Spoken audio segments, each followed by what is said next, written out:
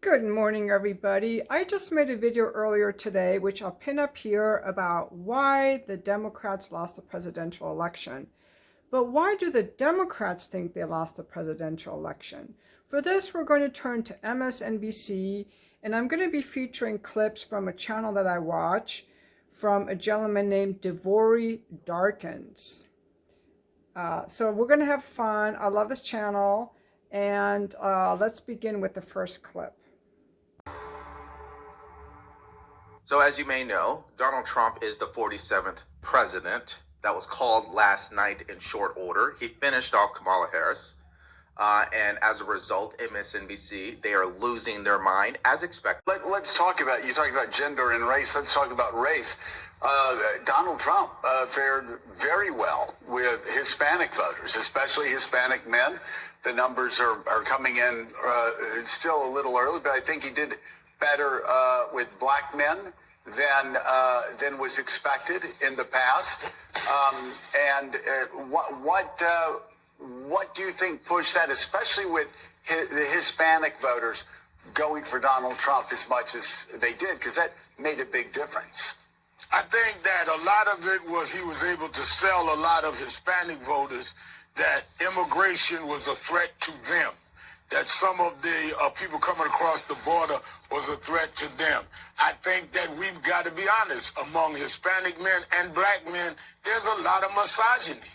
And I think that we've got to deal with the reality that he appealed to this whole false macho thing that some black men and some Latino men went for. I think that we cannot sit around just bedwetting.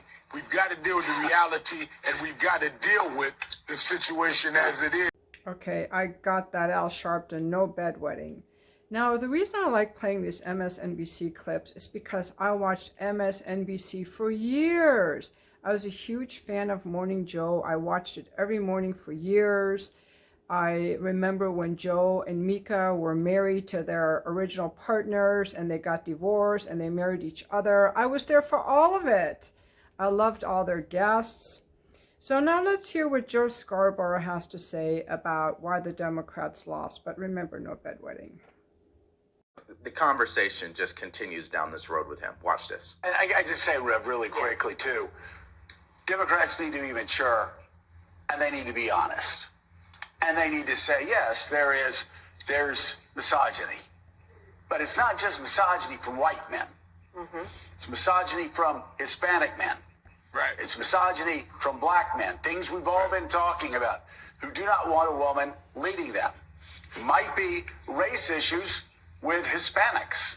They don't want a black woman as president of the United States. You know, the Democratic Party, I've always found when you're sitting around talking, they love to just sort of balkanize everybody into these separate groups and say, oh, white people don't like women and black people. No, it is time for the Democrats to say, okay, and you and I have talked about this before, a lot of Hispanic voters have problems with black candidates. Right. A lot and with other Hispanics. You got some that don't like each other.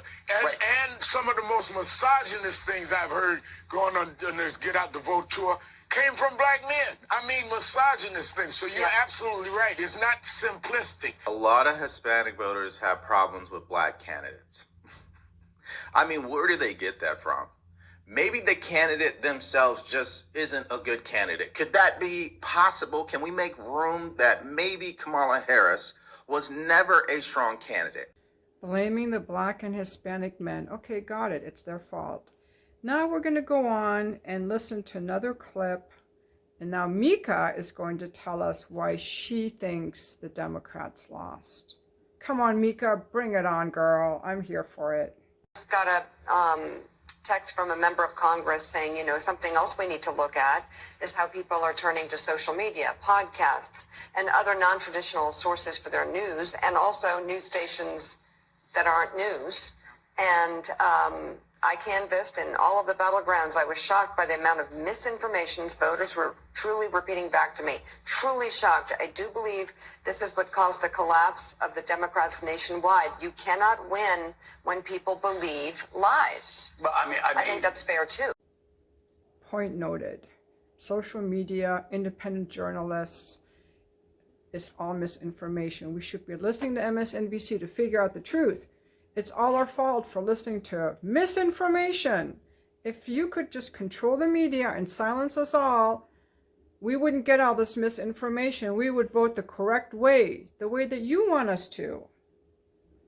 Okay, I got it. Now we're going to go on to Claire McCaskill, a woman I can't stand, but she is a senator after all. So let's hear what she has to say. I think we have to acknowledge that Donald Trump knows our country better than we do. I think he figured out that anger and, frankly, fear were way more powerful than appealing to people's better angels. That anger and fear were going to work in this election, whether you're afraid of immigrants or afraid of people who are trans. He figured that out. And I think we all thought everyone's better angels would prevail. Turns out the better angels went on vacation when Donald Trump came down the escalator, and they haven't returned. Okay, well, she did mention the word angels, and I love angels, so I'm not too mad at her, but I made a note of it. Appeal to our anger and our fears, and in another later clip on, she talks about, that I don't have on here, I'm going to put the video to Devorah Darkin's video. It's only 21 minutes in the description, so you can watch the whole thing with his analysis on it, where she also talks about younger people were just focused on their grievances. They acted out of their grievances. So that's what she had to say. Now let's go into Joy Reid. Joy Reid and Whoopi Goldberg and some of these other Democrats. I'm going to include Doug Emhoff and Tim Walz. They don't look like real people anymore. It looks like they lost some of their humanity. It looked like they lost their light or their gender identity. Like there's something vacuous about these people. And I used to watch Joy Reid. I used to watch her show. It used to be a really good show. She was very intelligent, but something got sucked out of her. I don't understand. But now she goes on to blame white women. White women, and I consider myself a white woman, we weren't flipped. We weren't invested enough in abortion, losing our abortion rights, which, by the way, you Democrats did not make sure stayed, and which you can't do anything about anyway, so we're not stupid. And that we didn't want to vote for a woman because we missed another chance at voting for a woman. Again, we're not stupid. We like intelligent women. You are the ones who pushed out Tulsi Gabbard. I would have voted for her. But let's hear it in Joy Reid's own words. Now, I have to warn you, some of these people are very annoying to listen to. But if we want to understand other people in this country, and that's the Democrats are a huge party, we have to listen to how they think and what they believe and why they think they lost. So just try not to get annoyed and try to really understand what she's saying. In the suburbs, and I think we have to be blunt about why. Black voters came through for Kamala Harris. White women voters did not. That is what it appears happened in that state, is that if you can't flip enough white women, and we've talked about this on this set numerous times, is that you have a state where you've got a 6-week abortion or a 12-week abortion. I think theirs might be 12 weeks. Yep. But it's a state where women lost their reproductive rights, where there was a very heavy push to get women to focus on not putting in place, re-electing, putting back into the White House the person who was responsible for taking those rights away and restoring them.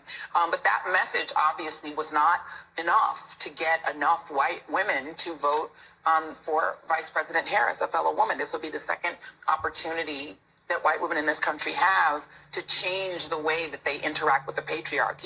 Okay, now we're going to go on to hear a clip from George Scarborough where he actually nails it. And he talks about how the Democratic Party is radically disconnected from the country. But notice in that clip how Mika starts putting her hand on his chair. Now, I have watched Joe and Mika for years. She never has touched him at all. I think she put her hand on his chair to remind him, don't say too much, because they're mouthpieces for the DNC. That's why some people call it MSDNC. Now, why did she put her hand on his chair? It's kind of like, stay in line, don't say too much, because they probably know. That's a 32-second clip, and then I'm going to finish out the video with the clip from a DNC strategist who again blames sexism and racism as the reason that Kamala Harris lost. It has nothing to do with her as a candidate. It's the sexism and the racism, and then that will be followed by Devori Darkins giving his take on it, and that will finish the video. And thank you so much for watching. Watch to the end, and be sure to check out Devori Darkins' channel. I think he's really good. He doesn't even know I exist, but if you go over there and like his channel, you can just say, hey, Shahrzad Morgan, YouTuber, sent me over to you. I like to, promote other people. So thanks for watching. Have a great day. Watch the clip now. Thank you. It's about as bleak as any time for Democrats since the so-called 1984 San Francisco Democrats.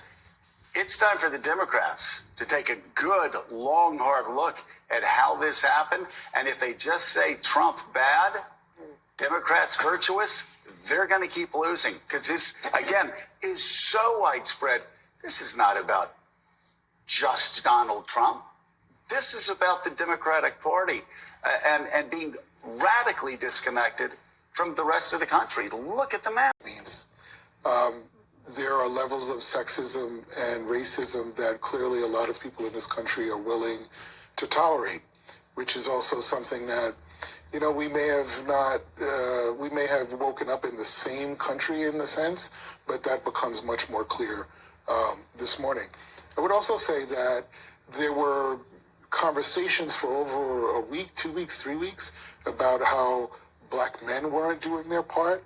Black people did their part and did everything they needed to do, including the Black woman who ran. So this isn't, and going to a point that Mike Memoli had made earlier, this isn't a Democratic problem per se, because it's not a problem that can be solved with a campaign. These are deep-rooted issues in our country that we absolutely need to address. They don't want to put the fact that she's incompetent, she has a terrible record, she never answered questions, she was unlikable, she's part of the incumbent party who has a disapproval rating of 54%. None of that is more important than the conversation on sexism and racism when you're talking about all of the reasons why she lost.